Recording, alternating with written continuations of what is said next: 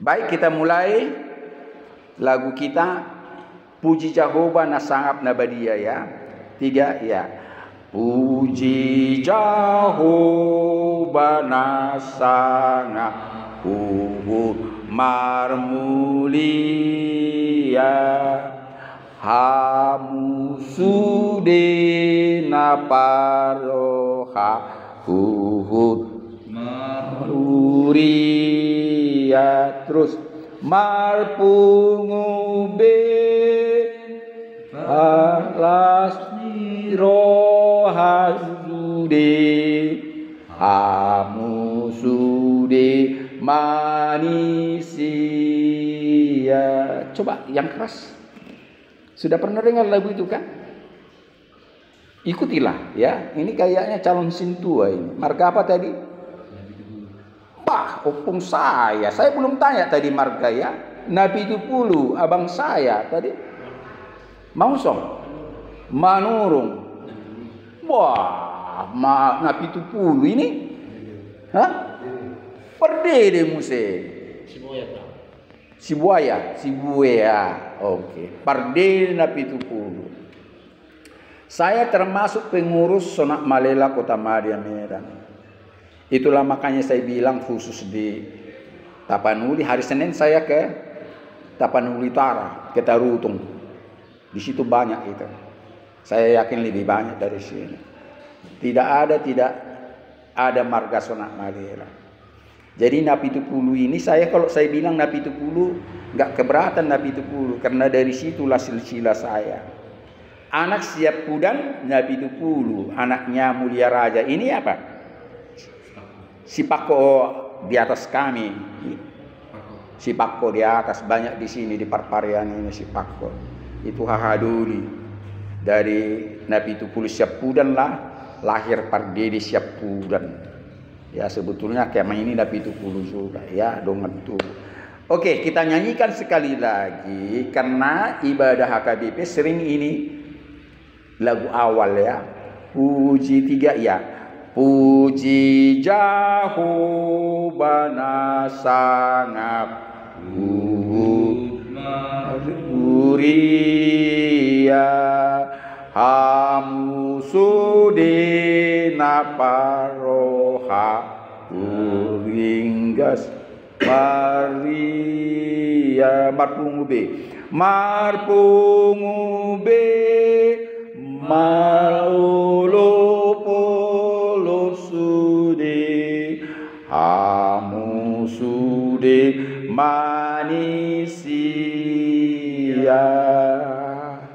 Kita berdoa. Bapa surgawi El Sebaot, Adonai Sebaot, Tuhan Maha Pencipta langit dan bumi, yang menciptakan segala sesuatu dan kami juga manusia. Tuhan, kami tahu bahwa Tuhan mengerti tentang kedagingan kami. Kami masih terdiri dengan daging dan darah Tuhan, yang nantinya Engkau akan rubah berupa roh yang bersama-sama dengan roh Tuhan pada saatnya. Tuhan, kami tahu dan Tuhan lebih tahu, kami ini ibaratnya semak belukar, bunga-bungaan yang sebentar hidup dan sebentar layu. Tuhan, kami tahu juga saat hidup kami ini sangat terbatas di dunia ini. Dan kami tahu Tuhan sangat pelihara semua ciptaan-Mu di dunia termasuk kami. Jikapun kami Tuhan dalam tahanan di Tahti Polres Toba ini karena melakukan pelanggaran hukum pidana, Tuhan, biarlah apa yang sudah pernah kami lakukan, mampukanlah kami jujur untuk mengaku kepada negara, untuk mengaku kepada sesama manusia, terlebih mengaku kepadamu bahwa kami sudah bersalah. Sesungguhnya Tuhan, hamba-Hamba-Mu di dalam firman Tuhan di sini sudah menyebut bahwa Tuhan sebetulnya menjauhkan pelanggaran kami dari kejahatan sejauh timur dari barat. Namun Tuhan, kami memilih pelanggaran itu, sehingga kami Tuhan berada dalam tahanan polisi Polres Toba ini. Tuhan, dalam ibadah ini kami mau saat ini satu sama lain kami Tuhan penuhi dengan Roh Kudus-Mu. Tuhan sucikan kami, Tuhan kuduskan kami, sehingga kami layak Tuhan mengerti akan firman-Mu. Bahkan kami boleh menyantap firman-Mu untuk menangkap kebenaran yang Tuhan berikan saat ini lewat hamba-Mu. Biarlah Tuhan, lewat ibadah yang luar biasa ini, kami terselamatkan oleh karena kasih karunia Tuhan semata. Terima kasih, penuhi ruangan ini, penuhi juga Tuhan kepada Kapolres sampai polisi terendah sekalipun di Polres Toba ini. Biarlah Engkau juga menyertai mereka seperti Engkau menyertai kami dalam sel ini. Biarlah khidmat-Mu, kebenaran-Mu, kekuatan yang daripada-Mu menyertai tugas mereka untuk menjalankan kepolisian negara Republik Indonesia, agar boleh betul-betul Tuhan menjalankan kasih dan keadilan yang daripada-Mu saja. Terima kasih Bapa. Kami juga mendoakan seluruh keluarga kami yang kami kasihi, yang jauh daripada kami. Biarlah Tuhan Engkau menyertai mereka pada saat kami beribadah sebentar ini. Jika Engkau memberkati kami, berkati juga mereka seperti Engkau memberkati kami saat ini. Terima kasih, layakkanlah kami Tuhan mendengarkan dan merenungkan sabda-Mu yang memberikan kekuatan kami pada masa kami hidup di dunia ini. Dalam nama Tuhan Yesus, Juru Selamat kami berdoa. Haleluya. Amin. Tepuk tangan dulu buat Tuhan. Ya, saya ajak saudara kalau berhadapan dengan Tuhan, jangan letoy. Kebiasaan di gereja saudara letoy. Bagaimana saudara bukan berhadapan dengan saya, berhadapan dengan Tuhan sekarang ini? Saya kira tentu dengan semangat. Ya, jangan seperti kalau acara di di acara Batak di gedung atau di mana, ya, itu manortor bernyanyi itu semarak sekali kan, ya, sampai bergoyang-goyang dan sebagainya, luar biasa coba. Datang hula-hulanya ditortori itu, disambut hula-hula datang kan, ya kan. Katakanlah waktu kematian, ya, masuk matulang, hula-hula nami, on. Wah, datang itu yang meninggal disambut dengan sombah-sombah ya. Nah, saya mau tahu kepadamu kawan, tatkala Tuhan itu datang, bagaimana saudara mau? Apakah letoy? Jadi dari sini saja saya sudah melihat saudara belum mengerti betul arti suatu ibadah. Jangan ini bikin tradisi. Kalau dianggap ini tradisi, saudara tidak mendapatkan apa-apa. Saudara harus percaya bahwa Tuhan hadir di tempat ini, Tuhan hadir di hatimu dan pikiranmu, dan Dia sekarang ini menyapamu. Saya mau tanya dulu sama kalian, di dunia ini tempat yang paling hina di mana? Di neraka. Di dunia ini kok neraka bukan. Di mana tempat yang paling hina dikatakan orang? Penjara. Apa alasannya di penjara? Pak?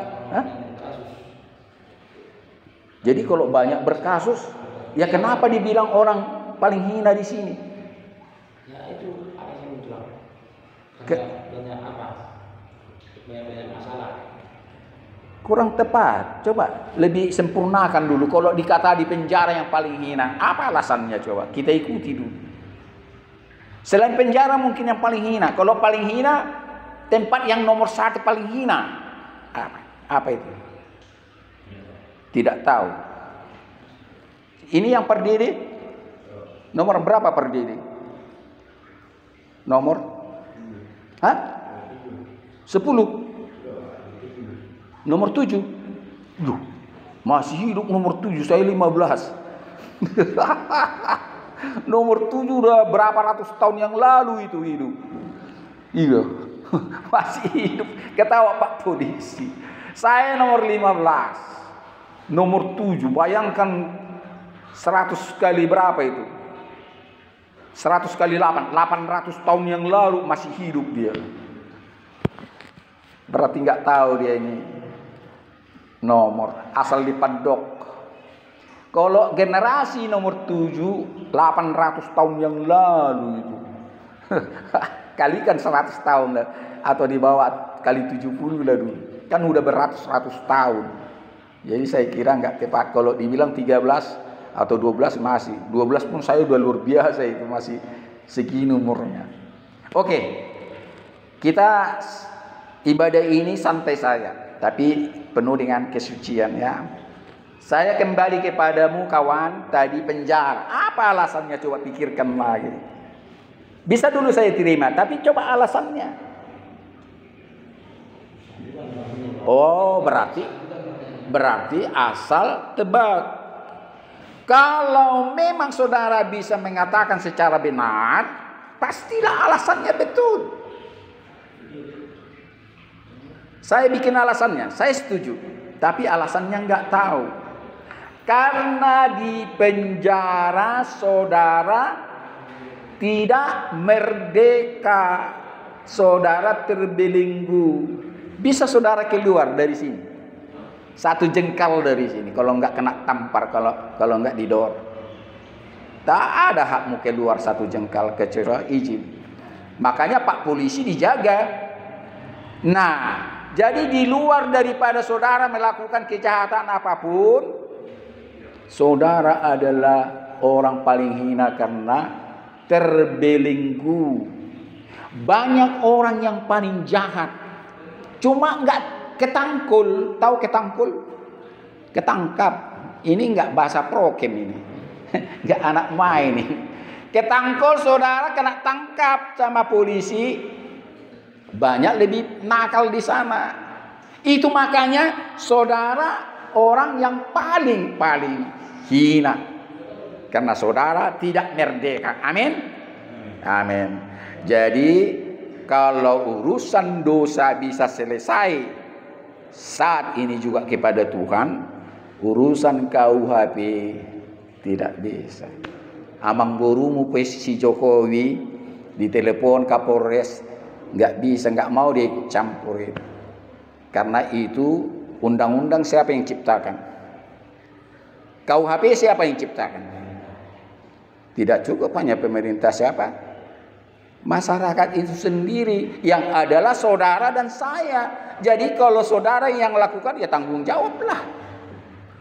Ya, tanggung jawablah saudara untuk mempertahankan apa yang saudara bentuk. Nah, saya ulangi sekali lagi. Namun masalah dosa saudara saat ini juga terampuni. Tetapi masalah pelanggaran KUHP saudara harus berhubungan dengan paling diringankan melalui pengacara atau melalui dirimu sendiri. Mohon ampun majelis hakim, ampunilah saya, ringankanlah saya seringan-ringannya. Saya mengaku semua perbuatan saya, diringankanlah, akuilah semua. Termasuk dalam pemeriksaan polisi, saudara harus jangan berbelit-belit karena tercatat nanti itu di BAP. Ini berbelit-belit, diberatkanlah hukumanmu nanti. Karena dalam pemeriksaan berbelit-belit termasuk pemeriksaan jaksa dan sebagainya. Tapi kalau memang saudara jujur dan menyesal semuanya, kemungkinan besar diperingan. Dari sanksi hukuman 15 tahun 14 tahun ya bisa menjadi 8 tahun ya, di atas daripada 50%. Amin. Iya. Jadi itu yang mau saya katakan kepadamu, termasuk bahwa kalau saudara bisa diampuni Tuhan sekarang ini akan dosa kepada dia, saudara pun bisa terampuni kalau mau. Tapi ingat, agar saudara bisa diampuni kesalahanmu, saudara harus terlebih dahulu mengampuni orang yang bersalah kepadamu. Pernah dengar itu? Tanpa saudara mengampuni orang yang bersalah kepadamu, saudara tidak akan pernah terampuni. Selalu di gereja khususnya HKBP, kalau di karismatik sekali-sekali itu ya sebelum doa berkat, ya doa bersama yang dikatakan doa Bapa kami itu. Kalau di HKBP, GKPI selalu itu ada doa Bapa kami yang dipanjatkan bersama-sama, yang di dalamnya ada kalimat, ampunilah kami seperti kami mengampuni orang yang bersalah kepada kami. Padahal saudara tidak mau mengampuni orang bersalah. Wajar enggak itu? Adilkah itu? Saudara minta pengampunan dari Tuhan, tapi Anda tidak mau mengampuni orang yang bersalah kepadamu. Jadi ini mau saya katakan kepadamu kawan, ampunilah orang yang bersalah kepadamu. Jangan balaskan kejahatan dengan kejahatan, tetapi kalahkanlah kejahatan itu dengan kebaikan. Ada banyak orang masalahnya adalah sangat egois, sama dirinya bisa, tapi kepada orang lain tidak mau melakukan yang baik. Padahal inti daripada hukum Taurat apa? Inti daripada hukum Taurat hanya dua saja. Kasihilah Tuhan Elohimmu dengan segenap hatimu dan dengan segenap jiwamu, dan kasihilah sesamamu manusia seperti dirimu sendiri. Itu sudah terpenuhi semua hukum-hukum Musa, hukum-hukum Taurat itu. Namun kita egois, hanya untuk dikasihi orang, tetapi kita tidak mau mengasihi orang. Disinilah baru saudara bisa menjadi orang Kristen. Ya, kalau tidak seperti itu, saudara masih beragama Kristen. Beragama Kristen gampang saja, gak usah dengar firman Tuhan dan merenungkan dan tidak melakukan mengasihi sesama manusia pun bisa. Cukup agama Kristen. Ya, jadi karena itu tidak semua beragama Kristen itu adalah orang Kristen. Tapi kalau saudara katakan saya orang Kristen, malulah kalau ngaku-ngaku orang Kristen kalau tidak melakukan apa yang Tuhan mau. Terutama sekali lagi perhatikan, mengampuni orang yang bersalah kepadamu. Jangan balaskan kejahatan dengan kejahatan, melainkan kebaikan. Ya, terus apa lagi? Mengasihi manusia seperti dirimu sendiri. Ya, jadi kalau kita buka-buka pun Bible ini, ya itu juga itu isinya. Habis waktu kita buka-buka di situ, tapi nanti saya pengen nanti saudara membaca itu dengan sungguh-sungguh. Ya, saudara pernah mendengarkan tak terbatas kuasa-Mu Tuhan? Mana yang karismatik tadi? Ini. Itu kan sering dinyanyikan di situ. Bisa menyanyikan itu. Jadi apa gunanya gereja karismatik? Gak pernah menyanyikan itu. Dan sekarang ini HKBP dan semacamnya sudah mengadopsi banyak lagu-lagu karismatik. Ya, haleluya, haleluya itu sudah ada di HKBP ya. Jadi sudah lambat laun bisa mengambil kebiasaan di gereja-gereja yang lain. Karena memang ya kita bukan diselamatkan oleh gereja. Jadi jangan fanatik dengan gerejamu, fanatiklah dengan Tuhan. Saya mau tahu gereja yang sesungguhnya paling benar siapa? Di mana itu? Gereja yang paling sesungguhnya di mana sebetulnya? Katolik. Kenapa alasannya Katolik? Gereja yang paling besar, paling benar dan sesungguhnya adalah Katolik. Jadi gerejamu sekarang nggak betul dan nggak paling benar. Nggak apa-apa. Menurut sepengetahuan kita sih, Katolik yang pertama bentuk gereja. Iya, pertama dulu Rom Katolik, adalah Protestan, adalah karismatik. Ya, yang sebelumnya pun ada Mesianik, yaitu ya kan. Jadi yang saya mau tanya, ya bukan masalah yang pertama dan sebagainya. Sekarang Protestan ada pecahan daripada Rom Katolik. Menurut saudara, gereja yang paling benar sebetulnya gereja siapa? Gak bisa dijawab ya. Di dalam dirimu. Di sini gereja yang paling benar. Maka itu kembalilah ke pemahaman sendiri secara pribadi. Jangan gantungkan imanmu kepada gereja, pendetamu, kepada saya, misioner atau evangelis. Saya punya kelemahan dan kekurangan. Kembali ke laptop masing-masing, iman masing-masing berdasarkan Bible. Inilah gereja yang sesungguhnya. Kenapa saya bilang ini gereja yang sesungguhnya dirimu? Ada yang bisa jawab? Karena Tuhan itu ada bermukim di dirimu, kawan. Dia ada di dalam hati dan pikiranmu bersama-sama rohmu. Aku berdiam. Dia ada berdiam di situ, cuma saudara nggak sadari. Nanti saudara baca itu bahwa Mazmur 121 dia selalu berbicara, mengintipmu, menjagamu, dan dia tidak pernah tertidur dan terlelap. Terlalu lama buka-buka. Ini terbatas waktu. Ingatlah nanti.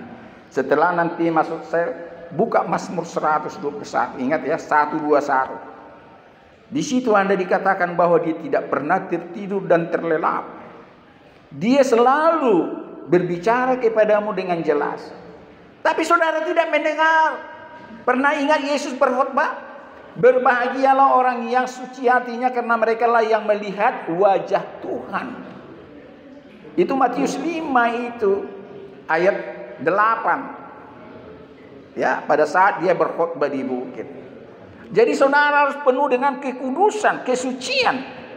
Barulah saudara itu bisa melihat Tuhan dan merasakan kehadirannya padamu. Tanpa kesucian, tanpa kekudusan, saudara tidak mengerti arti firman Tuhan. Ya, saudara harus betul-betul kekudusan. Karena itu mintalah pengampunan dosa.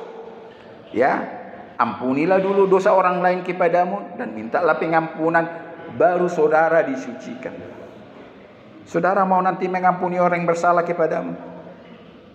Siapa yang angkat tangan mau? Jangan lihat kawannya. Maukah di penjara ini saudara mau mengampuni orang yang bersalah kepadamu selama ini? Ada? Mau? Coba angkat tanganmu. Tanda bukti. Mau mengampuni? Mau mengampuni? Angkat tanganmu. Saya mau lihat. Mau mengampuni? Ini jangan paksa. Ini mau? Tidak mau. Alasannya apa coba? Hah? Sakit hati. Tuhan memberkatimu. Ada beberapa saya masuk penjara, termasuk terakhir di Dairi. Udah tua, aku nggak bisa mengampuni Pak. Kenapa? Nggak bisa kuterangkan. Ini mengatakan sakit hati. Tuhan memberkati. Ini paling jujur. Saya mau saudara jujur kepada Tuhan. Jangan bilang di sini mau tapi tidak mau. Lebih bagus seperti ini. Jangan perolok-olok orang yang tidak mau mengampuni orang yang bersalah kepadanya. Saya kasih jempol 2 dan jempol 3 dengan kepala saya. 3 jempol sama dia. Saya belum sanggup, Pak Pendeta. Sakit kali hati saya. Amin. Tapi saudara begitu gampang mau. Betulkah? Saya ulangi sekali lagi, lebih bagus saudara belum jujur kepada Tuhan daripada mau hanya di bibir. Siapa yang mau meralat? Ada yang meralat jawabannya? Ini masih mau mengampuni? Jujur mau? Mau? Ada kira-kira berapa orang yang mau diampuni dosanya? Coba ingat-ingat. Kira-kira berapa orang? Lebih kurang. Ada 10? Ada 10 orang. 4 orang yang selama ini disimpan. Amin. 5 orang. Yang ini Pak Dede, yang baju kuning. Kira-kira berapa orang yang selama ini Anda simpan kesalahan orang lain? Hah? Banyak. Terlalu banyak ya. Tapi saudara percaya tertulis nanti baca itu di Markus 11 ayat 24. Bisa buka situ. Tahun membuka Markus, Markus, habis Matius. Ya. Markus 11 ayat 24. Ya, cepat ya. Coba baca dengan kuat. Ya. Markus 11 ayat 24. Habis Matius, Markus. Ya. Baca kuat. Ayat 24. Apa dikatakan? Karena itu aku berkata kepadamu, ini Yesus yang mengatakan ini. Terus. Apa saja yang kamu minta dan kamu duakan. Apa saja yang kamu minta dan kamu duakan. Percayalah. Telah menerimanya. Percayalah bahwa kamu sudah menerimanya. Ini. Maka hal itu akan diberikan kepadamu. Ini ada gereja yang tidak serius mengajarkan ini, tapi rata-rata gereja karismatik mengajarkan ini. Makanya terkadang berdebat yang karismatik gak karismatik. Macam mana kalian belum terima dan percaya menerima ini? Ini saya kasih tahu rahasia. Kasih tahu sama pendetamu. Inilah dasar pada umumnya gereja-gereja karismatik. Saya bukan karismatik loh. Jangan katakan karena saya karismatik, tidak. Saya lihat di gereja-gereja karismatik ini dasarnya. Sedangkan di HKBP hampir bertanya. Saya enggak menjelek-jelekkan gereja. Ya, tetapi banyak gereja tidak mengimani kayak gini. Ini hanya satu-satunya ditulis di Markus 11 ayat 24. Apa saja kamu minta dan doakan, percayalah bahwa engkau sudah menerimanya, maka Tuhan Yesus akan memberikannya kepadamu. Amin. Jadi ini juga dalam mengampuni orang yang bersalah selama ini kepadamu. Percaya engkau sudah disanggupkan mengampuni. Bukan sekedar kalau ini belum. Belum artinya belum sanggup dia karena sakit hatinya. Kita terima. Tuhan juga tahu kejujurannya belum. Tapi kita doakan nanti suatu saat. Tolonglah dia Tuhan. Agar dia tatkala minta pengampunan dosa kepadamu, engkau Tuhan mengampuni dosanya. Dan percayalah, lebih bagus engkau tidak meminta pengampunan dosa kepada Tuhan dan kepada manusia kalau saudara belum bisa mengampuni. Dan nanti kalau kita berdoa bersama-sama seperti doa yang diajarkan Yesus, Bapa kami di surga, dan ada kata di situ, ampunilah kami seperti kami yang sudah mengampuni orang bersalah kepada. Jangan ikut mengatakan itu, agar dosa jangan bertambah-tambah. Itu saran saya. Tetapi itu hakmu kawan. Saya tidak bisa melarang, cuma saya mengingatkan agar dosa jangan bertambah dan bertambah. Sebelum kita mengampuni orang bersalah, jangan katakan kalimat tadi. Saya ulangi sekali lagi. Ampunilah aku, ampunilah kami seperti kami yang sudah mengampuni orang bersalah kepada kami. Padahal masih banyak orang-orang yang kita tidak ampuni. Ini sering saya katakan, inilah penyakit manusia sampai sekarang. Di gereja-gereja HKBP itu sering doa Bapa kami itu. Di karismatik sekali-sekali, enggak selalu itu. Sebelum doa berkat. Tetapi penuh dengan pembohongan. Kalau saya khotbah di HKI, ya saya katakan itu. Kalau belum saudara bisa mengampuni orang bersalah kepadamu, janganlah ikut kalimat itu. Agar jangan tambah dosamu. Kalau kalimat yang lain silakan. Itu sering saya ingatkan. Itu kembali, makanya saya bilang kalau kawan ini belum bisa mengampuni, itu hakmu. Dan saya tidak bisa memaksakan itu. Tuhanlah yang besertamu nanti suatu saat sakit hatimu bisa engkau terima. Saya tambahkan dalam hal ini. Saudara tahu Yesus itu siapa? Who is Jesus Christ? Tahu nggak siapa dia? Kalau saya bilang dia manusia, betul? Dia Tuhan, betul? Buktikan dia adalah manusia. Manusia biasa seperti Anda dan saya. dilahirkan oleh ibunya secara kedagingan terus. Dia menangis, dia lapar, dia haus, ya. Dia kesakitan. Dan dia mau tidak menanggung dosa manusia karena terlalu berat. Tatkala dia berdoa di Taman Getsemani, Bapa kalau boleh, janganlah aku menanggung dosa, janganlah aku mati. Dia sudah tahu kok, karena dia Tuhan. Di Taman Getsemani secara manusia, dan Tuhan dia tahu akan digantung. Itulah karena dia Tuhan. Ya kan? Kalau bisa Bapa, lewatlah cawan ini daripadaku. Dan saya mau katakan, adakah dosa Yesus sebelum dia digantung? Tidak ada kan? Tidak ada bersalah. Adakah si Ahok menista agama? Betulkah terbukti si Ahok menista agama? Hah? Tidak tahu. Terbukti kok. Apa buktinya? Enggak tahu. Wakil Presiden Indonesia Amin, Pak Amin, sudah mencabut perkataannya. Aku menyesal mengatakan Ahok bersalah karena aku didesak. Dia itu ketua Majelis Ulama Indonesia. Keputusannya lah mengatakan Ahok bersalah. Waktu itu dia didesak masyarakat luas, makanya dia dikatakan bersalah. Setelah dia sadar, aku menyesal bahwa aku sebetulnya karena didesak, makanya saya katakan Ahok bersalah. Demikianlah Yesus pada saat itu tidak bersalah tapi dikatakan bersalah. Betul? Dikatakan bersalah. Jadi kalau Yesus sudah menderita luar biasa, apakah penderitaanmu melebihi dia? Ini yang mau saya tanya. Sudahkah penderitaanmu? Janganlah dulu melebihi, sama seperti dia. Ini sekedar untuk mengingatkan, itu kembali ke laptop masing-masing.